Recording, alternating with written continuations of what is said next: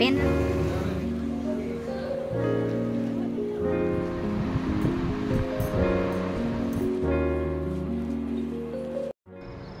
Good morning, সবাই কেমন আছো? আশা করছি সবাই খুব ভালো আছো, আমরাও খুব ভালো আছি। কালকে এসে না আর কোনো ভিডিও করতে পারিনি, ওই এয়ারপোর্টেই কালকে ভিডিওটা শেষ করেছিলাম। এত টায়ার্ড হয়ে গেছিলাম, ঘরে আসার পর তো ঘর টর একটু ঠিকঠাক করতে হতো, তো সেই সবের ব্যস্ততার জন্য আর কোনো রকম ভিডিও করতে পারিনি। তাই তো সকালে অনেকক্ষণ আগে উঠে পড়েছি, আর দেখালাম তো আমাদের ব্যালকনি থেকে এখানে ভীষণ সুন্দর ভিউ দেখা যায়। তো এখন সামনে তো সব ঘর টর হচ্ছে, আগে এটা খালি ছিল, সব বিল্ডিং হয়ে যাচ্ছে আস্তে আস্তে। 1 বছরে আসিনি, তাতেই কত কিছু বদলে গেছে।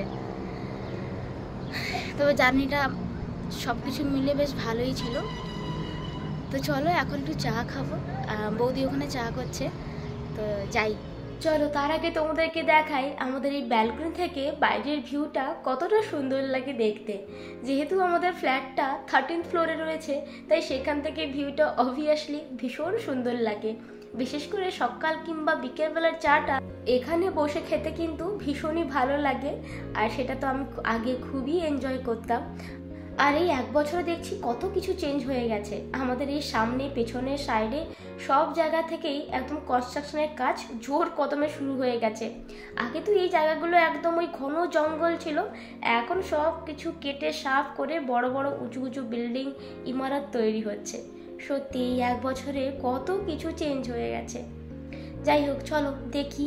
বৌদি চা করছে, ডাকছিল আমাকে, বললো একটু সময় লাগবে। তো চলো ততক্ষণে আমি নিজের কিছু কাজগুলো একটু গুছিয়ে নিই। আর একটা জিনিস, কালকে এসে পৌঁছে আমি সঙ্গে সঙ্গে আগে ফ্রেশ হয়ে একটা কাজ করেছি। কি বলো তো, এসে যতগুলো ক্রকরি এনেছিলাম সেগুলো আমি যে কি টেনশনে কালকে এসেছি যে ভেঙে গেছে নাকি কি হয়েছে, সেটার একটা বিশাল টেনশন ছিল। সবগুলো ক্রকরি দুর্দান্ত আছে, যেমনকে রেখেছিলাম তেমনই আছে, খুব সুন্দর অবস্থায় আছে, মানে একটাও ভাঙেনি। এটাই আমার সব থেকে বেশি ভালো লাগছে। জানো, এই জিনিসগুলোকে আমি ভীষণ স্বাদ করে মনের মতো করে পছন্দ অনুসারে কিনেছিলাম। তো তাই ভেবেছিলাম যে এমনভাবে প্যাক করি যাতে জিনিসগুলো একদম ভালোভাবে ইন্ডিয়াতে পৌঁছে যায় আর কি।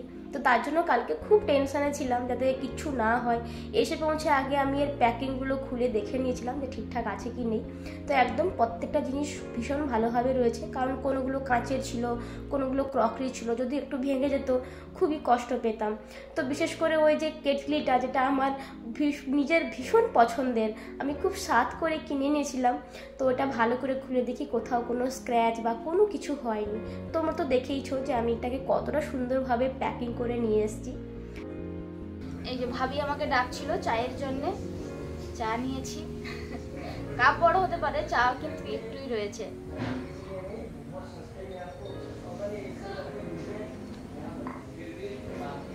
কাল থেকে না মাথাটা এখনো প্রচন্ড ধরে রয়েছে। যাই হোক, এখন আমি চকলেটসের বক্স নিয়ে বসেছি, চকলেটস দেবো। বৌদির একটা ছোট্ট ছেলে আছে, তো ছেলের জন্য আমি কিছু জিনিস এনেছিলাম, ও পেয়ে ভীষণ খুশি। স্কুল যাওয়ার জন্য জিনিসপত্রগুলো কিনেছি, তো ও বলছে আজকে থেকে ও স্কুল যাবে, খুব খুশি ও।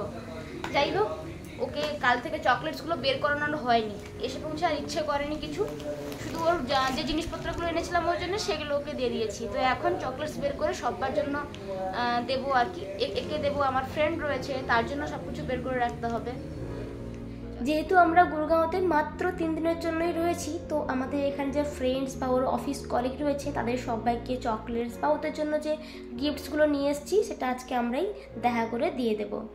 আর তোমরা তো জানো এই বক্সের মধ্যে আমরা ভর্তি করে চকলেটস নিয়ে এসেছি। তো এখন এখানে একটু হালকা গরম তো রয়েছে, তো চকলেটসগুলোর একটু অবস্থা বেহাল হয়ে গেছে।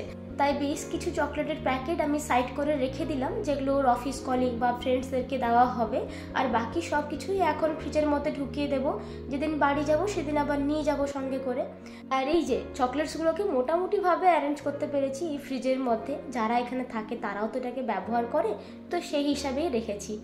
আর এই দেখো, এখানে কিন্তু আমরা সবাইকে এইভাবে একটা করে পুটলি দেব, যেখানে বিভিন্ন ধরনের চকলেটসের ফ্লেভার রয়েছে, আর সঙ্গে একটা করে চকলেটের বক্স। তো এইভাবে সবাইকে মোটামুটি দেওয়া হবে। আমি এই ব্যালকনিতে না বেশ খানিকক্ষণ একা একা বসছিলাম। তো আমাদের এই ছোট্ট বাবুর নাম হচ্ছে কৃষ্ণা, তো ও সমস্ত জিনিসপত্র নিয়ে এসে আমার কাছে এসে বলছে, আন্টি তুমি সবাইকে দেখাও যে আমার এই জিনিসগুলো কতটা সুন্দর হয়েছে। তো সত্যি কথা বলতে বাচ্চারা এই ছোটো ছোটো জিনিস দেখলে কতটা খুশি হয় না। আমার এই খুশি দেখে না ভীষণ ভালো লাগছে যে ওর জন্য আমি কিছু আনতে পেরেছি। তোকে জিজ্ঞাসা করছিলাম তুই কী রাখবি এতে, তো বলছে আমি এতে পেন রাখবো। আর এই যে সঙ্গে নিয়ে এসছে চকলেট। ওর মা ওকে না বাইরের কোনো জিনিস খেতে দেয় না, এমনকি চকলেটও না। তো আমি যে চকলেট দিয়েছি খুব খুশি হয়েছে, এসে বলছে আমাকে এটা কেটে দাও তো আমি খাবো। তো ইন্ডিয়াতে এসে প্রথম দিন বেশ মোটামুটি ভালোই কাটছে, আর সঙ্গে তো ভীষণ ব্যস্ততা। পুরো ঘরটা দেখছো তো কেমন হয়ে পড়ে রয়েছে। মাত্র 2-3 দিন থাকবো, তো সব কিছু এখন গোছাতেই হচ্ছে। তো ঘর মোটামুটি সারাক্ষণ এমনই থাকবে। আর এই যে জাপান থেকে আমি চিমনি কভারটা নিয়ে এসেছিলাম, তো দেখছিলাম যে এটা লাগবে কি হবে কি হবে না। তো বেশ সুন্দরভাবে লেগে গেছে। দেখে বৌদি বলছিল যে তুমি আরও 2-3টে নিয়ে আসতে পারতে, একটা কেন নিয়ে এলে। তো এই বলছিল, তো কেনা হয়নি, দেখা যাক যখন আবার আসবো তখন না হয় আরও 2-3টে নিয়ে আসবো। আর এই যে সকালবেলার ব্রেকফাস্ট হচ্ছে এই ধোসা, আর সঙ্গে হচ্ছে আলুর তরকারি। তো ধোসার সঙ্গে সাম্বারটা বেশি ভালো লাগে, তো আলুর তরকারির সঙ্গে বেশ ভালোই লাগছিল। জানো তো বেশ অনেক দিন পর কিন্তু ধোসা বানাচ্ছি আর সঙ্গে খাচ্ছিও, ভীষণ ভালো লাগছে। জাপানে থাকাকালীন তো একবারও তৈরি করা হয়ে ওঠেনি। আগে তো যখনই থাকতাম গুরগাঁওতে প্রায় দিন ধোসা হতো আর কি। যাই হোক, হাজব্যান্ড খেয়ে বাইরে বেরিয়ে গেছে, আমার জন্য এখানে বানিয়ে নিয়ে চলে এসেছি ব্যালকনিতে। এখানে বসে বসে বেশ কিছুক্ষণ ধরে খাওয়া দাওয়াটা সেরে নেব। জানো তো ইন্ডিয়াতে আসার পর আমার কাছে সময়ের মূল্য অনেক বেশি হয়ে গেছে। কাজ তো প্রচুর রয়েছে আর সময় একদমই কম। আর এই কম সময়ের মধ্যে আমার এই ছোট্ট সংসারটাকে একবার চোখ বুলিয়ে নিতে হবে। যেমন ধরো এই যে শাড়িগুলো পুরো তো 1 বছর ধরে বাক্সবন্দি হয়ে পড়ে রয়েছে। ওই ভাঁজে ভাঁজে যে খারাপ হয়ে যায় না, ওটা হয়ে গেছে নাকি আমি দেখার জন্য আমি বক্সটাকে খুললাম। আর এখানে তো আমার বিয়ের শাড়ি রয়েছে, আরও অনেক ভালো ভালো শাড়ি রয়েছে জানো তো। তো ভাবলাম একবার ওই ভাঁজগুলোকে উল্টে পাল্টে একটু রেখে দেবো, আর সঙ্গে ওই যে ন্যাপথলিন আছে ওটাও কিন্তু দিয়ে দেবো। আমার মা বলে জানো তো এতে কাপড় নাকি অনেক বেশি ভালো থাকে। যাই হোক, মোটামুটি 2-3টে বক্স আমার এইভাবেই শাড়ি জামা কাপড়গুলোকে উল্টে পাল্টে রাখা হয়ে গেছে। আরও কিন্তু বেশ কয়েকটা আমি বক্স করে নিয়েছিলাম, কিন্তু আর সেগুলো দেখানো হয়নি। তো এইসবের মধ্যে আজকে আমরা যাব সন্ধেবেলায় একটা বান্ধবীর বাড়িতে। ওরা হচ্ছে আমার হাজব্যান্ডের অফিস কলিগ কাম আমার ফ্রেন্ডও। তো বেশ কিছু জিনিসপত্র নিয়ে এসেছি, আর ইতিমধ্যে ওর একটি ছোট্ট বেবি হয়েছে।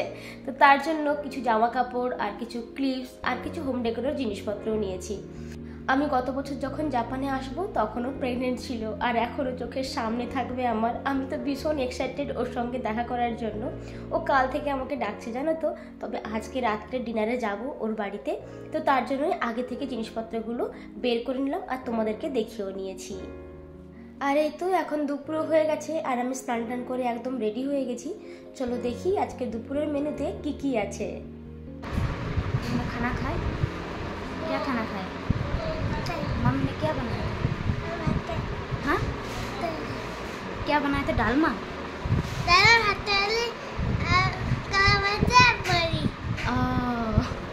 तुमने क्या बोला कि मेरे लिए सब बैगन का फ्राई रख देने के लिए हाँ और कोई नहीं खाएगा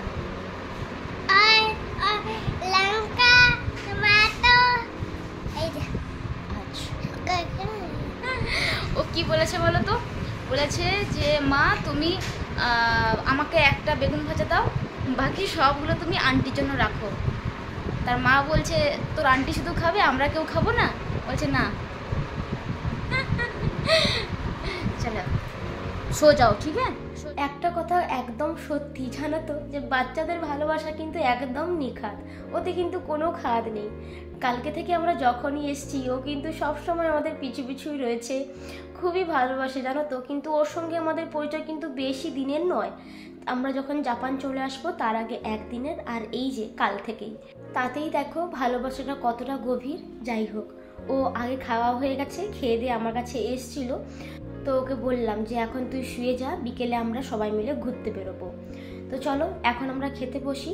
তো বৌদি না আজকে সকাল থেকে আমাকে কোনো কিছুতে হাত দিতে দেয়নি, কারণ রান্নাবান্না করতেও দেয়নি। তো সব কিছু নিজে একা হাতে করেছে। তো আমি তাই বললাম যে আমি কিন্তু ভাতটা বেড়ে দেবো বৌদি। আর আজকে কিন্তু দুপুরের মেনুতে অনেক কিছুই রয়েছে। এই যে বেগুনের ভর্তা, তাও বড়ি দিয়ে, আর উচ্ছে ভাজা, সঙ্গে রয়েছে ডালমা। অনেকদিন পর এসব খাবার খেয়ে না মনটা একদম তৃপ্তি হয়ে গেছিলো। আর এখন আমি ভিডিও করছি, এখনও আমার খুব লোভ লাগছে। যাই হোক চলো তাড়াতাড়ি করে খাওয়া দাওয়াটা সেরে নিই। তারপর বিকেলবেলা না দুজনে একসঙ্গে বেরিয়েছিলাম একটু কাজের জন্যে। সকালবেলা ও গেছিলো ওই সিমের জন্য, কিন্তু সিমটার কাজটা হয়নি, তো আজকে আবার বেরিয়েছি। তো চলো তাহলে ভিডিওটা আমি এখানেই শেষ করছি। আর হ্যাঁ, তোমরা সবাই আমাকে জিজ্ঞেস করছো তো দিদি ভাই তুমি তো ইন্ডিয়ায় গেছিলে, তাহলে ইন্ডিয়া ভিডিও কোথায়, তুমি আবার জাপানের ভিডিও কেন দিচ্ছ? তো আমি বলি আজ থেকে আবার ইন্ডিয়া ভিডিও আসছে, তো তোমরা সবাই প্লিজ সাথে থেকো, দেখো কেমন লাগছে জানিও। সবাই ভালো থেকো, বাই বাই।